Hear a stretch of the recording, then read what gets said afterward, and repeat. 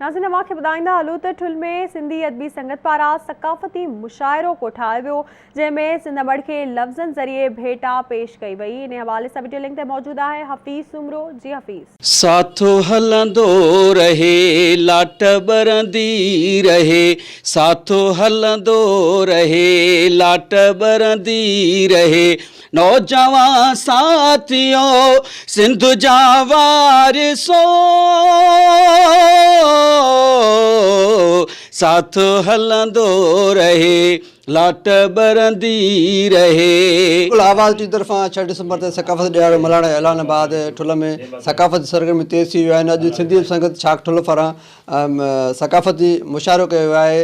हिते आयल शाइरनि अदीम सां ॻाल्हि कंदासीं, उनजो छा चवणु आहे? तो आवाज़ टीवी चैनल इन में पंहिंजो भरपूर किरदारु अदा कयो आहे त सिंध जी सकाफ़त खे आलिमी सतह ते उजागर कजे। ऐं सिंध जी सकाफ़त त उहा आहे जेका जंहिंजी एतिरियूं चिटसालियूं आहिनि, एतिरियूं रंग आहिनि उन जा, जो उनखे जेतिरो अञा वधीक निखारबो उनजी अञा आलिमी सतह ते मञता थींदी वेंदी। असांजी रिच जेकी सकाफ़त आहे, सदन जी सकाफ़त आहे, उहा हमेशह क़ाइमु रहंदी। कॾहिं बि असां जेको आहे पोइ हिते न हटंदासीं। हीअ असां जेको आहे ॾिहाड़ो आहे पंहिंजो ईद जीअं मल्हाईंदासीं, अॼु बि असांजो मुशाइरो आहे। असां पंहिंजी धरती खे भेटा पेश कंदासीं। सभु शाइर शिरकत करे पंहिंजी धरती सां मोहबत जो इज़हार करे। अॼु असांखे ॾाढी ख़ुशी थी आहे। आवाज़ टीवी वारनि सॼी संगत खे गॾाए सिंध जी सकाफ़त जे हवाले सां हिकिड़ी ईद जी शुरूआति कई।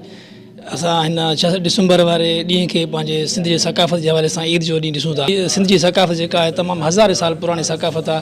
असां आवाज़ टीवी खे सलाम पेश करियूं था हिन ॾींहं खे मल्हाइण। दड़का मुंहिंजे देश खे हीअड़ो खामे हो, वस्ती वस्ती हो, भुण भुण भुण भुण भुआड़ी। तुंहिंजा मूॾे सबला मारा, चाह तुंहिंजा सभु चारा, आरज़ूअ जा चंड तारा, काइनाती रंग सारा, अजनबी थींदा वञनि था, सभु ख़ुशियूं ॾींदा वञनि था।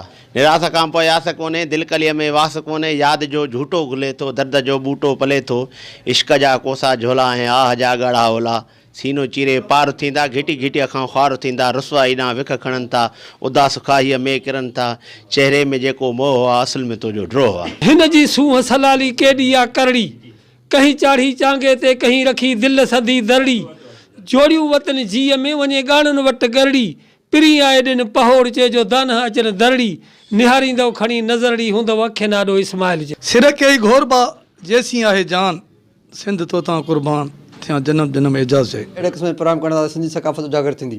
कैमरामैन मुजाद भट्टी सां गॾु हफ़ीज़ सुमरो, आवाज़ न्यूज़ ठुल।